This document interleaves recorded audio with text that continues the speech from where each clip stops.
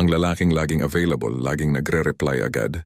Laging nagpapakita ng interes, hindi mo man lang napapansin. Pero yung lalaking tahimik lang, walang pakialam, parang hindi ka kailangan, siya yung hindi mo maalis sa isip mo. Kapatid, may isang tanong na paulit-ulit. Kung natatanggap mula sa mga lalaking katulad mo, mga lalaking tapat, may mabuting intensyon, at handang ibigay ang lahat para sa babaeng gusto nila. Ang tanong, simple lang. Bakit parang mas lalo siyang lumalayo kahit mas pinapakita ko na gusto ko siya? Masakit yan, alam ko. Kasi nandyan ka, laging available. Laging nagre-reply agad. Laging ikaw ang unang nagme-message. Laging ikaw ang nagpaplano ng date. Laging ikaw ang nag-a-adjust. Laging ikaw ang nagpapakita ng effort. Pero ano ang nangyayari? Hindi ka man lang nireplyan ng maayos. Hindi ka man lang pinapansin. Minsan pa nga parang ikaw pa ang nakakaabala sa kanya. Tapos isang araw may makikita kang ibang lalaki. Hindi naman ganong gwapo. Hindi naman ganong mayaman. Hindi naman ganong sweet. Pero siya ang gusto ng babae. Siya ang pinaghihintay ng reply. Siya ang inaayang lumabas. At ang pinaka nakakainis, hindi naman niya ginagawa ang ginagawa mo. Hindi siya clingy. Hindi siya laging available. Hindi siya nagpapakita ng labis na interes. Paano nangyari yon? Sa video na ito, ipapaliwanag ko sa iyo ang isa sa pinaka-misunderstood na katotohanan sa pagitan ng lalaki at babae at kung paano ito konektado sa sinaunang karunungan ng Stoic philosophy. Hindi ito manipulation. Hindi ito mind game. Ito ay pagkaunawa sa human psychology at sa sarili mong halaga bilang lalaki. Kaya kung ikaw ay isang lalaking pagod ng maging too available, pagod ng maging too nice, at pagod ng hindi pinapansin kahit gaano mo pakabuti, manatili ka hanggang sa dulo ng video na ito. Dahil pagkatapos nito, magbabago ang tingin mo sa sarili mo at magbabago ang tingin ng mga babae sa iyo. Bago natin simulan, nais kong magpasalamat sa mga loyal kong subscribers sa patuloy na pagsuporta sa aking channel. Kayo ang inspirasyon ko sa paggawa ng mga bagong content. Kung bago ka sa channel ko, comment mo na kung taga saan ka. Pero bago tayo pumasok sa mismong lesson, gusto ko munang tanungin ka ng isang bagay. Naalala mo ba yung huling beses na may babae kang gustong-gusto? Yung hindi mo maalis sa isip? Yung tuwing nagbabuzz ang phone mo, sana siya yon? At naalala mo ba kung ano ang ginawa mo? Nag-message ka agad. Nag-reply ka within seconds. Inayos mo ang schedule mo para available ka palagi. Inuna mo siya bago ang lahat. Bago ang trabaho. Bago ang gym. Bago ang mga kaibigan mo. Bago ang sarili mo. At sa tingin mo, tama ang ginagawa mo. Kasi sa movies, kanya naman, di ba? Ang lalaking nagbibigay ng lahat, yun ang nanalo. Yun ang kiniso sa dulo. Yun ang naging happily ever after. Pero ito ang hindi sinasabi ng movies. Sa totoong buhay, ang lalaking nagbibigay ng lahat nang walang hinihinging kapalit, hindi siya ang nanalo. Siya ang naiwan. Siya ang na-friendzone. Siya ang tinatawag na ang bait-bait niya pero hindi ko siya type. Pero parang kapatid ko lang siya. Pero walang spark. Narinig mo na ba yon? Masakit, di ba? Parang sinuntok ka sa tiyan habang nakangiti pa ang bumabanat sa iyo. Kaya ngayon ipapaliwanag ko sa iyo kung bakit nangyayari ito. At higit sa lahat kung paano mo ito mababago. Tara na. Kilala mo si Marco? Si Marco, 28 years old. Software developer sa isang malaking kumpanya sa Makati. Maganda ang trabaho, may sariling kotse, may sariling condo unit. Hindi siya yung tinatawag na gwapo sa traditional sense, pero malinis siyang lalaki. Presentable, mabait, may substance ang usapan, may direksyon sa buhay. At si Marco, may gusto siya, si Camille. Si Camille katrabaho niya. Hindi sila sa iisang department pero nagkikita sila sa cafeteria tuwing lunch. Nagkausap sila sa isang company event, nag-exchange ng numbers, at simula noon, si Marco na ang laging nag-iinisyatiba. Tuwing umaga, si Marco ang unang magme-message. Good morning, Camille. Ingat ka today. Laging may pa-cute na emoji. Laging may pa-follow up. Pag lunch, si Marco ang laging lumalapit. Camille, sama ka sa lunch namin. Lagi siyang nagdadala ng extra na kape para sa kanya. Lagi siyang handang i-drive si Camille pa uwi kapag late ang oras. Kapag may problema si Camille, kahit minor lang, kahit tungkol lang sa printer na hindi gumagana, nandyan agad si Marco. Instant solution. Instant comfort. Instant availability. Para kay Marco, ito ang tamang paraan para ipakita ang nararamdaman niya. Ito ang natutunan niya mula sa mga romantic comedy. Ito ang sinabi ng nanay niya. Anak, kapag may gusto ka, ipakita mo. Huwag kang magpakatorpe. Kaya ipinakita niya. Lahat walang tigil, walang limit. Pero ang hindi alam ni Marco, sa bawat good morning na sinasabi niya, konti-konting nababawasan ang curiosity ni Camille sa kanya. Sa bawat libreng kape, konti-konting nawawala ang mystery. Sa bawat instant reply, konti-konting bumababa ang perceived value niya sa mata ni Camille. Hindi dahil hindi magandang tao si Marco. Hindi dahil walang kwenta ang effort niya, kundi dahil sa isang simpleng psychological truth na hindi tinuturo sa atin ng lipunan, ang mga tao, lalaki man o babae, ay hindi nila pinahahalagahan ang bagay na lagi nilang nakukuha ng walang effort. Isipin mo, ang hangin libre. Libre ang paghinga. Pero hindi mo siya pinahahalagahan hanggang sa mawala, hanggang sa masakal ka, hanggang sa maghirap kang huminga. Ang tubig halos libre. Hindi mo pinag-iisipan bawat baso. Pero kapag nasa gitna ka ng disyerto at wala kang mainom, ibibigay mo ang kahit ano para sa isang patak lang. Ganyan din ang attention mo bilang lalaki. Kapag ibinigay mo lahat ng walang kondisyon, walang limit, walang kapalit, ang babae ay hindi ito makikita bilang pagmamahal. Ang makikita niya ay isang bagay na walang halaga, isang bagay na lagi nang nandyan, isang bagay na hindi kailangan pag-isipan. At ito ang masakit na katotohanan na hindi sinasabi sa mga lalaking katulad ni Marco at katulad mo. Hindi kanya gustong mawala, pero hindi ka rin niya namimiss. Dahil paano kanya mamimiss kung lagi ka namang nandyan? Paano siya mag-iisip tungkol sa'yo? Kung ikaw na ang laging nag-iisip para sa kanya, paano niya mararamdaman ang attraction kung wala namang tension? Kung wala namang kalungkutan? Kung wala namang pakiramdam na baka mawala siya sa akin? Isipin mo ang pinaka-memorable na experience mo sa buhay. Yung pinaka-nagustuhan mong pagkain, yung pinaka-naging masaya kang trip, yung pinaka-naging special na regalo na natanggap mo. Lahat ng yon may isang common denominator. Hindi sila everyday occurrence. Hindi sila routine. Hindi sila laging available. Yun ang dahilan kung bakit ang Christmas ay special. Dahil isang beses lang sa isang taon. Yun ang dahilan kung bakit ang birthday mo ay special. Dahil 25 bar na oras lang yun sa buong taon. Yun ang dahilan kung bakit ang first kiss ay unforgettable. Dahil isang beses lang yun nangyari. Ang rarity ang nagbibigay ng value. Ang scarcity ang nagbibigay ng meaning. Ang limitasyon ang nagbibigay ng kagandahan. At ang attention mo, kapatid, kung ibinibigay mo yan ng walang tigil, walang limit, walang kondisyon, ang parang Christmas araw-araw. At alam mo kung ano ang Christmas araw-araw? Ordinary. Wala nang excitement. Wala nang anticipation. Wala nang magic. Naalala ko pa ang isang gabi na nagkwento si Marco sa kaibigan niya. Sabi niya, "Pre, hindi ko maintindihan. Ginagawa ko naman lahat. Sinusundo ko siya. Binibigyan ko siya ng kape araw-araw. Ni isang araw hindi ako nag-miss ng good morning message. Bakit parang wala lang sa kanya?" At ang sagot ng kaibigan niya, isang tanong lang. "Pre, kailan ba huling beses na siya ang nag-message sa iyo muna?" Natahimik si Marco. Kasi ang sagot, wala. Ni minsan hindi pa naunang mag-message si Camille. Ni minsan hindi siya ang nag-initiate. Ni minsan hindi siya ang naghanap kay Marco. At doon na-realize ni Marco ang isang masakit na katotohanan. Hindi pala relationship ang meron sila. Monologue pala yon. Si Marco lang ang nagsasalita. Si Marco lang ang nagbibigay. Si Marco lang ang nag-e-effort. At ang pinakamasakit? Komportable si Camille sa setup na yon. Kasi bakit naman hindi? May libreng kape siya araw-araw. May libreng ride pa uwi. May libreng emotional support na laging available. Walang kapalit. Walang obligasyon. Walang commitment. Para kay Camille, si Marco ay hindi potential boyfriend. Si Marco ay convenience.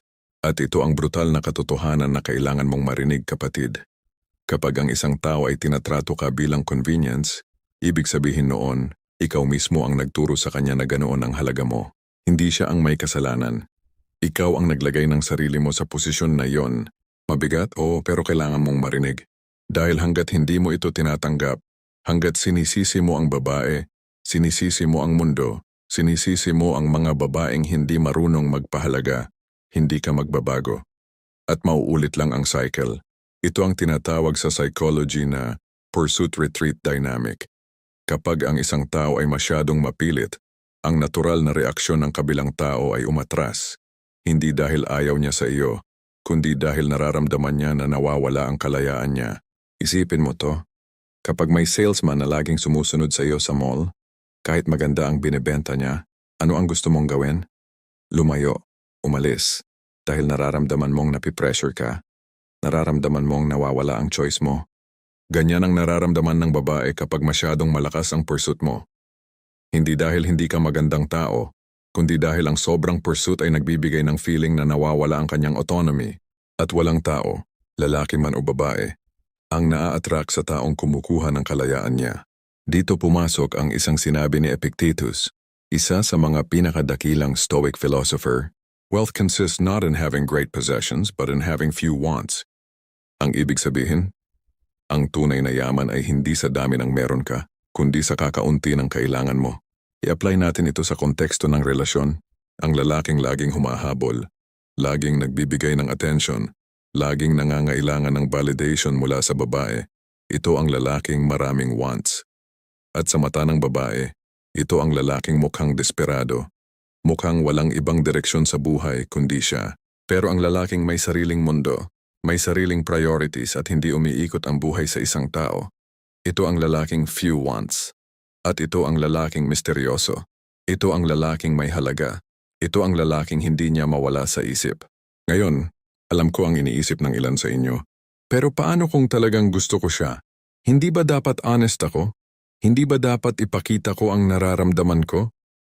At dito lang naman ang patibong, ang trap na paulit-ulit nating kinakagat bilang mga lalaki. Oo, importante ang honesty. Oo, importante ang pagpapakita ng nararamdaman. Pero mayroong malaking pagkakaiba sa pagitan ng pagpapakita ng nararamdaman at pagpapaalipin sa nararamdaman. Kapag ikaw ang laging nagme-message, hindi yan pagpapakita ng nararamdaman. Yan ay pag-a-assume na wala kang halaga kapag hindi ka nag-reach out. Kapag ikaw ang laging nagbibigay ng kape, nagdadala ng pasalubong, nag-aalok ng ride, hindi yan generosity. Yan ay pag-aasang mapapahalagahan ka dahil sa mga bagay na ibinibigay mo, hindi dahil sa kung sino ka. Kapag ikaw ang laging available sa chat kahit anong oras, laging nagre-reply within seconds, hindi yan commitment. Yan ay kawalan ng sariling buhay. At alam mo ang pinakamasakit na bahagi? Alam ng babae yan. Hindi siya tanga. Hindi siya manhid, nararamdaman niya ang energy mo. Alam niya kapag ang isang lalaki ay nagbibigay ng attention dahil sa desperation. At alam niya rin kapag ang isang lalaki ay nagbibigay ng attention dahil talagang may halaga siya. Ang tanong, aling lalaki ka? Balik tayo kay Marco. Isang gabi nagpumilit si Marco na sunduin si Camille sa opisina kahit walang hiningi si Camille. Nag-drive siya ng halos 1 oras sa traffic, bumili pa ng pagkain, at nag-text, "Oy, nasa baba na ako, sunduin kita." Ang reply ni Camille, "Ha? Okay lang ako, may kasabay naman ako pauwi."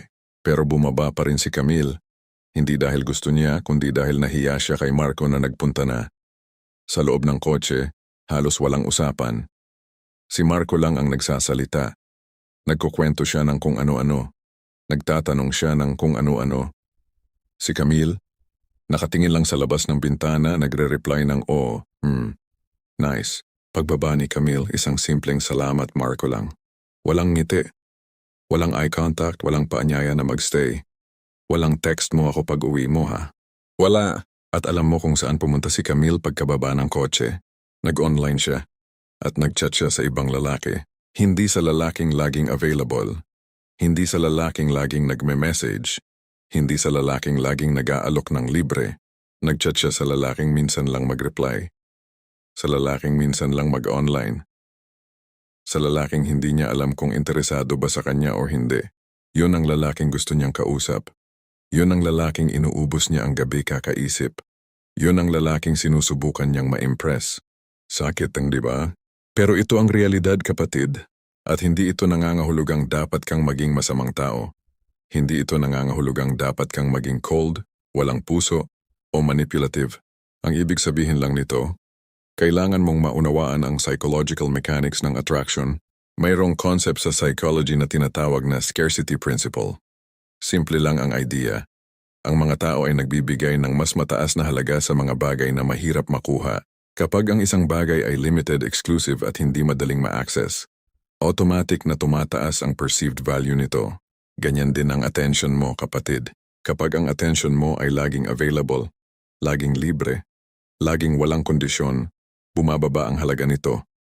Hindi dahil walang kwenta ka, kundi dahil ganyan ang likas na wiring ng utak ng tao. Kapag ang attention mo ay selective, may purpose at hindi laging available, tumataas ang halaga nito. Dahil biglang may tanong na sa isip ng babae. Bakit hindi siya nag-message? May iba ba siyang kausap? Okay lang ba siya? Nag-enjoy ba siya kanina? At ang mga tanong na yan ang simula ng attraction. Hindi ang flowers, hindi ang chocolates, hindi ang good morning beautiful messages, kundi ang mga tanong na umiikot sa isip niya tungkol sa iyo kapag wala ka. Sinabi ni Marcus Aurelius, "The happiness of your life depends upon the quality of your thoughts." Ang saya ng buhay mo ay nakadepende sa kalidad ng iniisip mo. At para sa babae, ang attraction niya sa iyo ay nakadepende sa kalidad ng iniisip niya tungkol sa iyo. Kapag ang iniisip niya ay nandyan lang yan lagi, sigurado na yan o walang excitement, walang tension, walang spark. Pero kapag ang iniisip niya ay, hindi ko alam kung ano bang meron sa lalaking to, pero hindi ko siya maalis sa isip ko. Yan ang simula ng tunay na attraction. Yan ang magnetic pull na hindi mo kailangang pilitin. At yan ang hindi kailanman maabot ni Marco hanggat hindi niya maunawaan ang simpleng katotohanan ito. Kasi ang totoo, kung ikaw ay laging nandyan, laging available, laging naghihintay, hindi ka lalaki sa mata niya. Ikaw ay option, ikaw ay comfort zone, ikaw ay backup plan. At walang babaeng nahuhumaling sa backup plan niya. Mabilis pa siyang mahuhumaling sa lalaking hindi niya sure, kesa sa lalaking sure na sa kanya. Bakit? Dahil ang uncertainty ay nagbibigay ng emotional intensity. Ang emotional intensity ay nagbibigay ng excitement. At ang excitement ay ang raw material ng attraction. Walang excitement sa certainty, walang thrill sa guaranteed outcome, walang spark sa alam ko nang gusto niya ako, walang suspense. Pero ang lalaking hindi mo alam kung gusto ka ba niya o hindi. Ang lalaking minsan mainit, minsan malamig, minsan nandyan, minsan wala.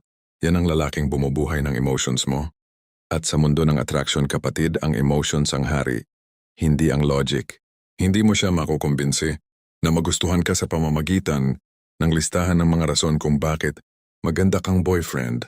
Hindi yan proposal sa trabaho, hindi yan business pitch. Ang attraction ay hindi rational decision. Ito ay emotional experience. At ang emotional experience ay nabubuhay sa tension, sa mystery at sa uncertainty. Malupit? Oo. Unfair? Oo. Pero totoo? Absolutely. At ang stoic na lalaki, hindi siya nagagalit sa katotohanan ito. Hindi siya nagreklamo. Hindi niya sinisisi ang babae. Ang ginagawa niya, inuunawa niya, at ginagamit niya ang kaalamang ito para sa sarili niyang kabutihan. Ngayon, ang tanong, ano ang tamang gawin kung hindi ka dapat maging too available at hindi ka rin naman dapat maging cold o player? Saan ka ba dapat tumayo? Dito pumapasok ang Stoic philosophy, kapatid.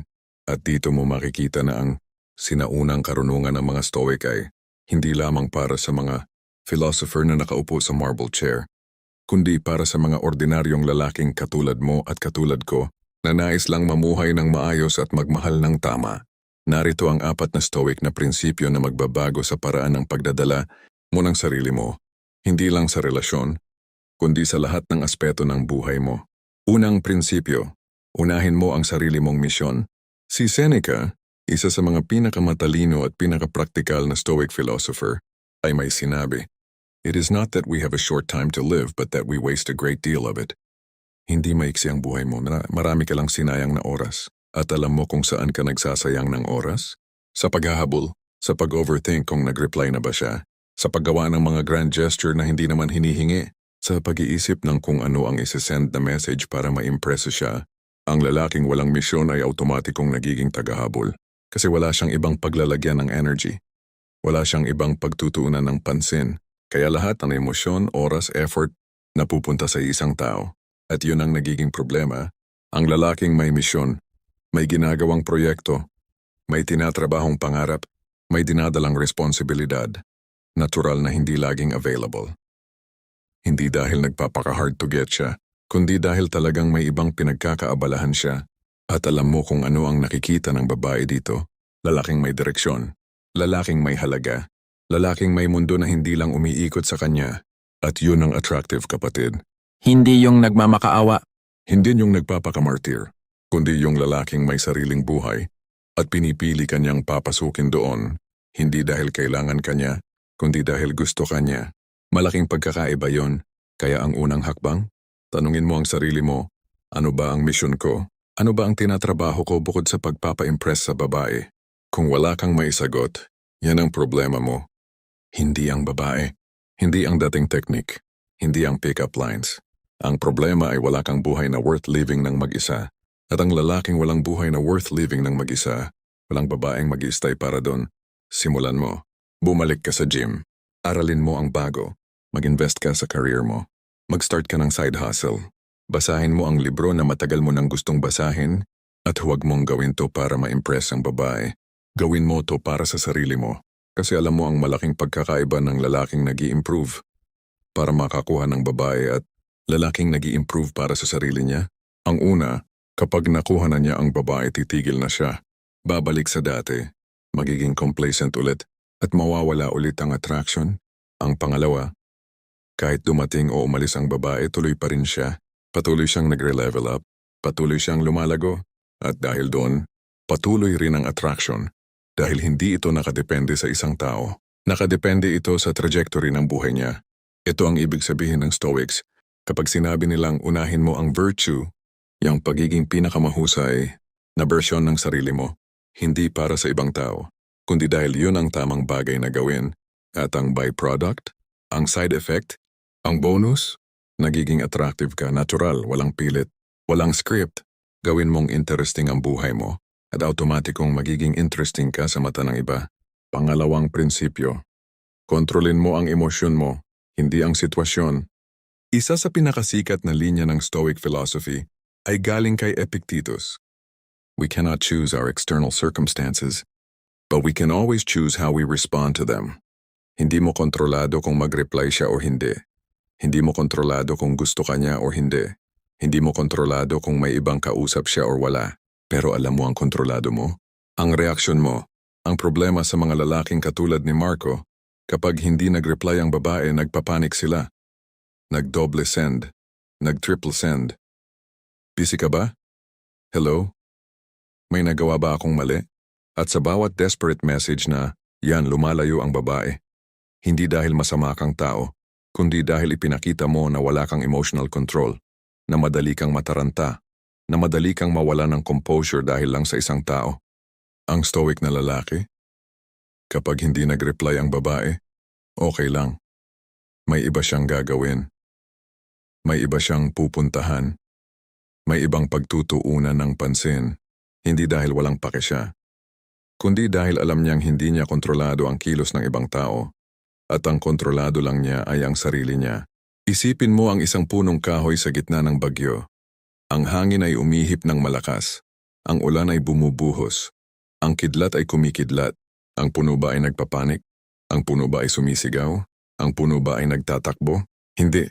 Ang puno ay nakatayo lang, matibay, nakaugat, kalmado. Hindi dahil walang nararamdaman ang puno, kundi dahil alam ng puno na ang bagyo ay lilipas pero ang ugat niya ay permanente. Ganyan ka dapat bilang stoic na lalaki. Ang bagyo, ang hindi pag-reply, ang mixed signals, ang kawalan ng katiyakan, lilipas din yan. Pero ang ugat mo, ang identity mo, ang halaga mo, ang direksyon mo, yan ang permanente. At kapag nakita ng babae na hindi ka natitinag ng mga maliliit na bagyo, na hindi ka nagpapanik dahil sa isang hindi na-replyan na message, doon niya mararamdaman ang tunay na strength mo.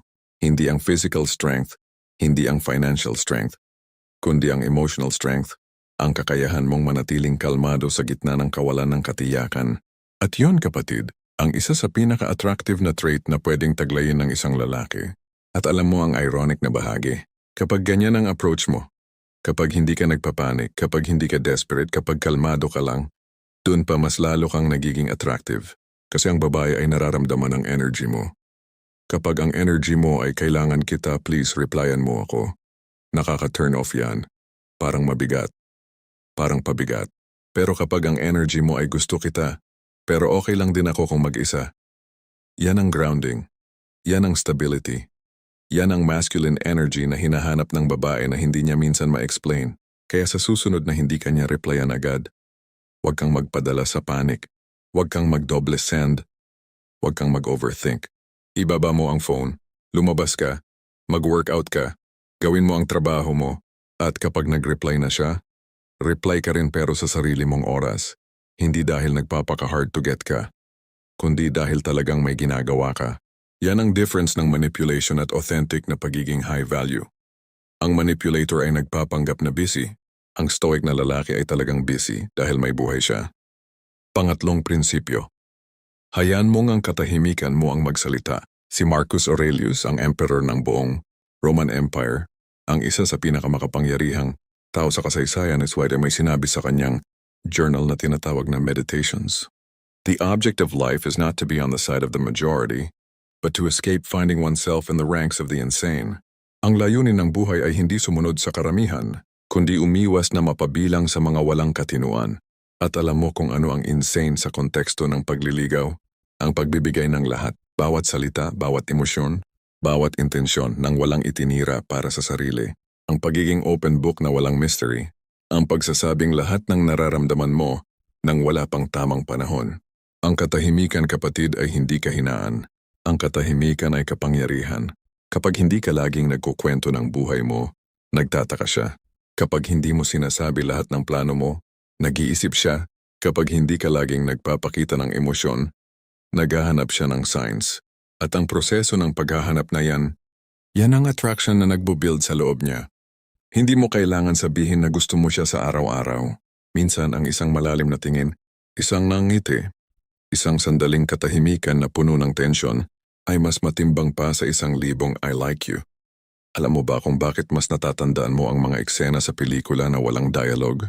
Yung mga moment na magkaharap lang ang dalawang tao, walang sinasabi pero ramdam mo ang tension?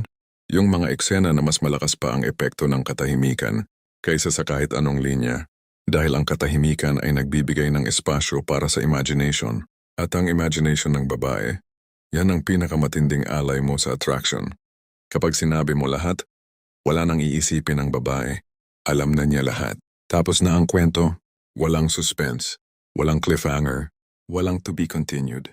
Pero kapag may mga hindi ka sinabi, may mga bahagi ng sarili mo na hindi mo pa'y pinapakita, biglang may kwento na nais niyang basahin, may mystery na nais niyang lutasin, may puzzle na nais niyang buuin. At sa proseso ng pag-unawa sa iyo, sa proseso ng paghahanap ng mga sagot, doon siya nahuhumaling, hindi sa sagot mismo, kundi sa proseso ng paghahanap. Kaya ang katahimikan ay nagbibigay ng espasyo para mag-isip ang babae. At kapag nag-iisip siya tungkol sa iyo, ikaw na ang nananalo. Huwag mong punan ng ingay ang bawat puwang. Huwag mong punuin ng messages ang bawat oras. Huwag mong ipaliwanag ang bawat galaw mo. Hayaan mong mag-wonder siya. Hayaan mong magtanong siya. Hayaan mong hanapin ka niya. Dahil ang taong humahanap sa iyo, yun ang taong may genuine interest sa iyo. Hindi yung taong replying lang dahil lagi kang nagme-message. May isang kwento na gustong-gusto ko na nagpapakita ng power ng katahimikan. Isang lalaki, hindi kagwapuhan, hindi mayaman, walang flashy na lifestyle, ay nagustuhan ng isang babae sa kanyang opisina. Ang ginawa niya, hindi siya nag-message ng nag-message. Hindi siya nag-alok ng libre. Hindi siya nagparamdam ng sobra. Ang ginawa niya lang, naging magaling siya sa trabaho niya. Tahimik, focused, professional, at sa araw-araw na nakikita siya ng babae, tahimik na nagtatrabaho, walang arte, walang drama. Isang tanong ang laging bumabalik sa isip niya, sino ba talaga tong lalaking to? At ang tanong na yan ang nag-open ng pinto, kasi siya ang lumapit. Siya ang nag-initiate ng usapan. Siya ang nagtanong. At ang lalaki? In-entertain niya, pero hindi siya nag-overflow. Hindi siya nag-overshare. Hindi siya nag-overimpress. Dahan-dahan. Unti-unti. May timing. At yun ang naging simula ng tunay na koneksyon. Isang relasyon na hindi built on desperation, kundi built on genuine curiosity at mutual respect. Panglimang prinsipyo, piliin ang dignidad kaysa desperasyon. Ito ang pinakamahalaga sa lahat, kapatid. At ito ang prinsipyong gusto kong itato mo sa utak mo. Si Epictetus ay may sinabi, "No man is free who is not master of himself." Walang lalaking malaya na hindi Panginoon ng sarili niya. Ang desperation ay ang pinaka-unattractive. na trait na pwedeng ipakita ng isang lalaki. Hindi ang poverty, hindi ang pangit na itsura, hindi ang kawalan ng social status, kundi ang desperation. Kapag ang isang lalaki ay nagpapakita na hindi siya mabubuhay nang wala ang isang babae, agad na nawawala ang respeto ng babae sa kanya. Hindi dahil masama ang babae, kundi dahil likas sa tao na hindi respetuhin ang hindi nirerespeto ang sarili. Pag-isipan mo, kapag may isang tao na lagi kang pinupush na bilhin ng product niya, laging nagta-text, laging nagfo-follow up, laging nagdi-discount, ano ang iniisip mo? Peak ito, hindi ito maganda kaya kailangan niyang magmakaawa. Pero kapag may product na limited edition, hindi ka halos makabili. May pila, may waitlist, ano ang iniisip mo? Maganda siguro to. Kaya pala maraming gusto. Hindi dahil talagang better ang product, kundi dahil ang paraan ng presentation, ito ay nagbibigay ng perception of value. Ganyan din ang sarili mo bilang lalaki. Kapag desperado ka, bumababa ang perceived value mo. Kapag may dignidad ka, tumataas. At ang dignidad ay hindi kayabangan. Hindi ito pagmamataas. Hindi ito pagiging suplado. Ang dignidad ay simpleng pag-alam na kahit wala siyang gustong makipagrelasyon sa iyo, okay ka pa rin. Na ang buhay mo ay may meaning kahit wala siya. Na ang halaga mo ay hindi nakadepende sa isang tao. Yun ang dignidad. At yun ang magnetic force na hindi kayang labanan ng kahit sinong babae. Balik tayo kay Marco para sa huling pagkakataon. Pagkatapos ng mahabang panahon ng paghahabol, nagsimulang magbago si Marco. Hindi dahil natutunan niya ang manipulation technique. Hindi dahil nagbasa siya ng How to be a Player na libro. Nagbago siya dahil pagod na siyang maging hindi siya. Nagsimula siyang bumalik sa gym. Nagsimula siyang aralin ang financial investing. Nagsimula siyang mag-attend ng tech meetups at conferences. Nagsimula siyang mag-focus sa career niya. At bigla, nakuha niya ang promotion na matagal na niyang pinapangarap. Hindi na siya laging nagme-message kay Camille. Hindi dahil galit siya. Hindi dahil may ginagaya siyang technique. Kundi dahil wala na siyang oras. Wala na siyang energy para mag-chase. Busy na siya sa sarili niyang mundo. At alam mo ang nangyari? Isang araw nag-message si Camille. Uy Marco, tagal mo nang hindi nagpaparamdam ah. Okay ka lang ba? Unang beses na si Camille ang nag-initiate. Hindi nag-reply agad si Marco. Hindi dahil nagpapaka-hard to get siya. Kundi dahil nasa gym siya. Nag-reply siya after 2 hours. Casual, maikli, friendly. At simula noon, nag-iba ang dynamic. Si Camille na ang nagtatanong. Si Camille na ang nag-i-invite ng lunch. Si Camille na ang curious kung ano ang ginagawa ni Marco tuwing gabi. Isang beses nagtanong si Camille, Marco, bakit ka biglang nag-gym? May pinapa-impresyohan ka ba? At ang sagot ni Marco, hindi scripted, hindi rehearsed, hindi plano. Wala, para sa sarili ko lang. 4 na salita lang yon. Pero ang epekto sa isip ni Camille, mas matindi pa sa lahat ng good morning beautiful messages na sinend ni Marco dati. Dahil sa 4 na salita na yon, naramdaman ni Camille ang isang bagay na hindi niya naramdaman noon kay Marco. Respect. Respeto sa isang lalaking ginagawa ang mga bagay para sa sarili niya, hindi para sa approval ng iba. At sa mga sumunod na linggo, unti-unting nagbago ang tingin ni Camille kay Marco. Hindi na siya yung convenient na lalaking laging available. Hindi na siya yung libreng kape at libreng ride. Ngayon si Marco ay isang lalaking may sariling mundo. At si Camille ay gustong maging bahagi ng mundong yon. Hindi dahil pinilit ni Marco, kundi dahil naging worth it si Marco. Hindi dahil naging manipulative si Marco, kundi dahil naging tunay siyang interesting. Dahil sa tunay niyang binago ang buhay niya.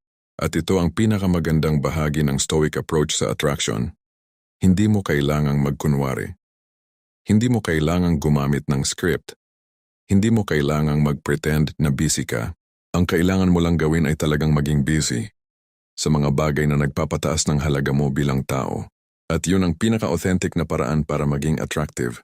Hindi lang sa isang babae, kundi sa lahat ng tao sa paligid mo. Kapatid, bago ka umalis sa video na ito, gusto kong itanim mo sa isip mo ang isang huling lesson. Ang attraction ay hindi tungkol sa paghahabol. Hindi ito tungkol sa kung gaano karami ang ibinigay mo.